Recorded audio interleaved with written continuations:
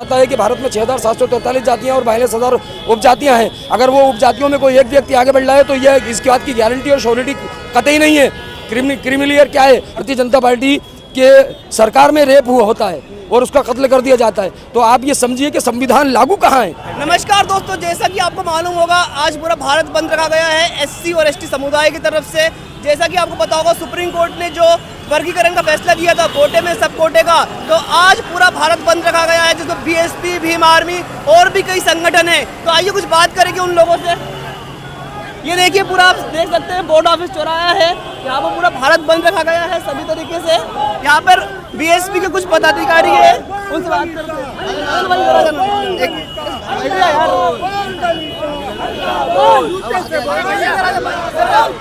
Sir आज क्या बोलना चाहेंगे? भाजपा सरकार आज जिस प्रकार देश में त्राही मची हुई है, एसटी के ऊपर जिस प्रकार से भाजपा सरकार ने ये कदम उठाया है, अगर वो चाहते तो ये सुप्रीम कोर्ट के फैसले को रोक सकते थे, लेकिन उन्होंने इस प्रकार से जो देश में ये एससी एसटी के ऊपर जो इस प्रकार बौखलाहट मची हुई है, हमारा उनसे कहना है कि जो आरक्षण जो 9वीं सूची में हमारे उसको शामिल करें, वरना देश में एक बहुत ज्वलनशील मुद्दा उठ सकता है। आज बहुजन समाज पार्टी आज बहुत ही शांतिपूर्वक ये माननीय सुप्रीम कोर्ट को और माननीय केंद्र की सरकार को ये आगाह करना चाहती है कि हमारे आरक्षण से खिलवाड़ करना बंद करें, वरना आने वाले समय में इससे भी बड़ा हम आंदोलन करेंगे। ना फिर केंद्र सरकार रोक पाएगी, ना स्टेट की सरकार रोक पाएगी। बहन जी ने कहा है कि शांतिपूर्ण तरीके से आप अपने डीएम ऑफिस या कलेक्टर कार्यालय में भी ज्ञापन दें महामहिम राष्ट्रपति के नाम, तो क्या उसकी भी तैयारी करी जा रही है? बिल्कुल, जिस प्रकार हमारी आज बहुजन समाज पार्टी की राष्ट्रीय अध्यक्ष सुश्री मायावती जी ने जो सभी पदाधिकारियों को जो आह्वान किया है, उन्हीं के आधार पे आज शांतिपूर्वक हमने भोपाल जिले की राजधानी पे ये शांतिपूर्वक धरना प्रदर्शन किया है और हमने माननीय कलेक्टर महोदय जी को माननीय राष्ट्रपति जी के नाम का ज्ञापन दिया है और हमारी राष्ट्रपति जी से यही मांग है कि हमारी 9वीं सूची में हमारे संविधान को सुरक्षित रखा जाए, आगे कोई भी खिलवाड़ ना हो, बस यही चाहती है। मुझे ये बताइए, जिस प्रकार से अगर सरकार नहीं मानती है या सुप्रीम कोर्ट अपना फैसला नहीं बदलता है, तो क्या बसपा आगे भी कोई ऐसे प्रदर्शन जारी रखेगी? बिल्कुल जारी रखेगी। आज हमने ये माननीय बहन जी ने 2 ट्वीट के माध्यम से पहले भी सुप्रीम कोर्ट को और सरकार को, वर्तमान जो केंद्र में सरकार है, उनको दोनों को आगाज किया है। अगर ये सरकार और सुप्रीम कोर्ट अगर हमारे निर्णय को, ये उन्होंने फैसला जो सुनाया है, उसको अगर वापस नहीं लेती है, तो बहुजन समाज पार्टी केंद्र लेवल में बहुत बड़ा आंदोलन करने जाएगी। फिर और भी कई लोग हैं सर, आज के प्रदर्शन के बारे में क्या कहना चाहेंगे? आज हमने पूरा शांतिपूर्ण प्रदर्शन किया है भारत बंद के आह्वान पे। बहुजन समाज पार्टी ही नहीं, समाज के जितने भी संगठन हैं, सभी संगठनों ने इसके यहाँ समर्थन किया। आज बहुत बड़ी संख्या में मध्य प्रदेश मुनारिया मेरा अनुसूचित जाति विकास समिति के कार्यकर्ता यहाँ आकर यहाँ पे इन्होंने सब लोग इस भारत बंद का समर्थन किया है। हमारे साथ एक व्यक्ति है जो डॉक्टर बाबा साहब आम्बेडकर की फोटो पकड़े हुए हैं। सर क्या कहना चाहेंगे, आपके हक और अधिकारों को जिस प्रकार से सुप्रीम कोर्ट ने वर्गीकरण करके बांटने की कोशिश की गई है, इसके बारे में आपका क्या कहना है?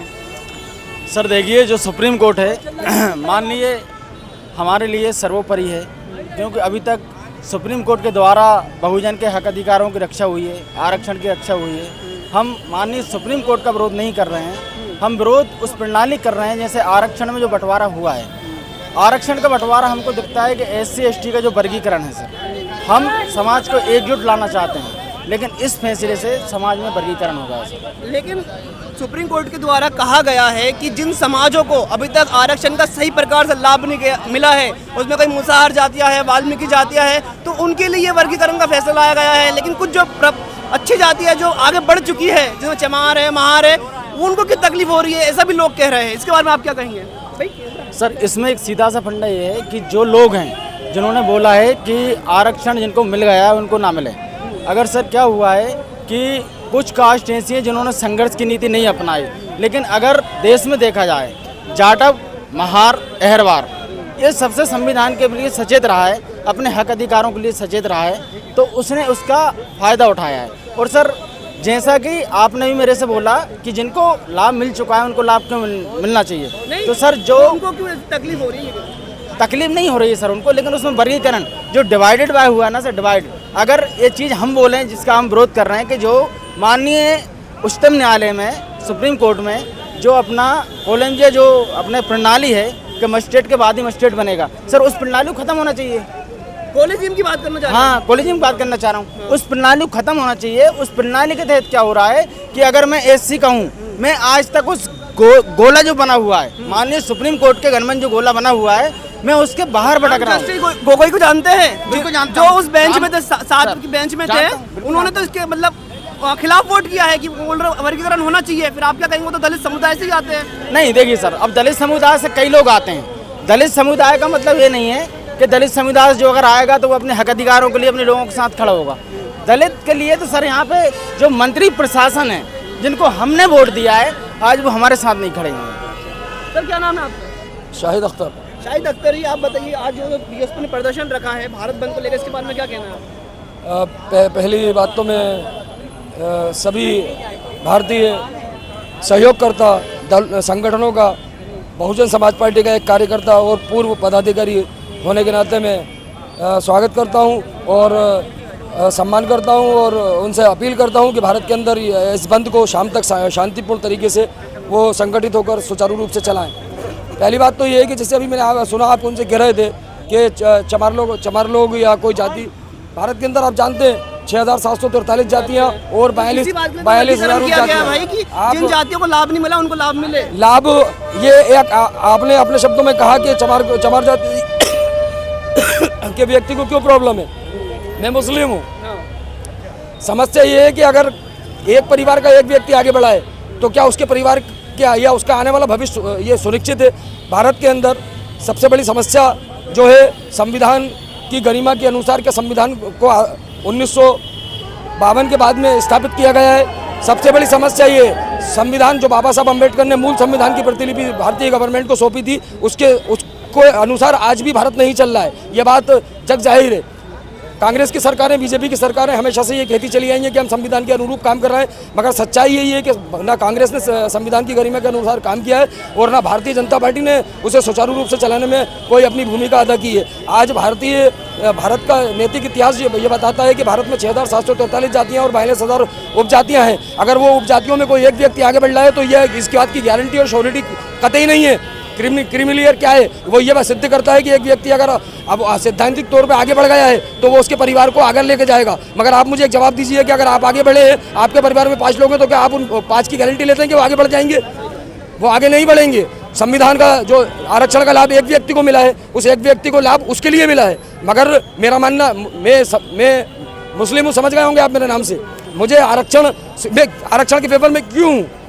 या तो भारतीय संविधान इस बात की इजाज़त देता है कि आप इक्वल कीजिए, आप हर मानव को भारत के इक्वल कीजिए। आज आप देख रहे हैं बंगाल के अंदर, पूरे भारत के अंदर जब से भारतीय जनता पार्टी का शासन रहा है, बच्चियों के साथ रेप, गैंग रेप, और अब तो हद हो गई है, 100 साल की महिला के साथ भारतीय जनता पार्टी के सरकार में रेप होता है और उसका कत्ल कर दिया जाता है। तो आप ये समझिए कि संविधान लागू कहाँ है? अगर संविधान एक बार सख्ती से लागू कर दिया गया, तो ये बताइए, बसपा आरक्षण के मुद्दे पर और संविधान बचाने के मुद्दे पर क्या मजबूती के साथ खड़ी है पूरे देश में? नहीं, ये बात मैं आपकी इस बात से मेरा समर्थन नहीं है कि बहुजन समाज पार्टी आरक्षण के मुद्दे पे भारत के नागरिक के साथ खड़ी है।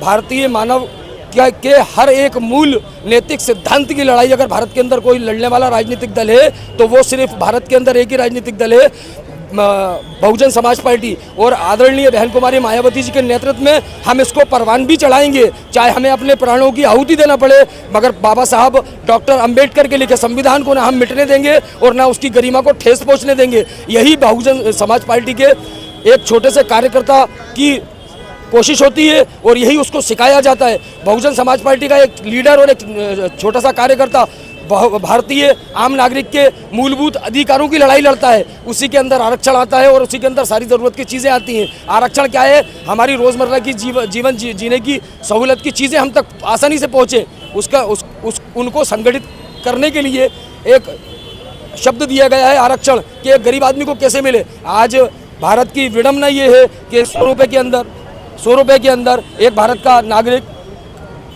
काम करता है खेतों के अंदर। आप कहते हो कि हम मजदूरी के माध्यम से 500 रुपये हमने डिक्लेयर करें, मिल किसे रहें? जो इन सरकारों के अंदर, कांग्रेस की सरकारों के अंदर और भारतीय जनता पार्टी की सरकारों के अंदर जो व्यक्ति पहले से मजबूत था वो मजबूत हुआ है, और जो गरीब था वो और ज़्यादा गरीब हुआ है। तो आपने देखा बहुजन समाज पार्टी लगातार पूरे देश में प्रदर्शन कर रही है, और आज भोपाल का बोर्ड ऑफिस चौराहा है डॉक्टर बाबा साहब आम्बेडकर की मूर्ति के नीचे, यहाँ पर चौराहे पर भी बहुजन समाज पार्टी प्रदर्शन कर रही है। आगे की और भी न्यूज़ आपको बताएंगे।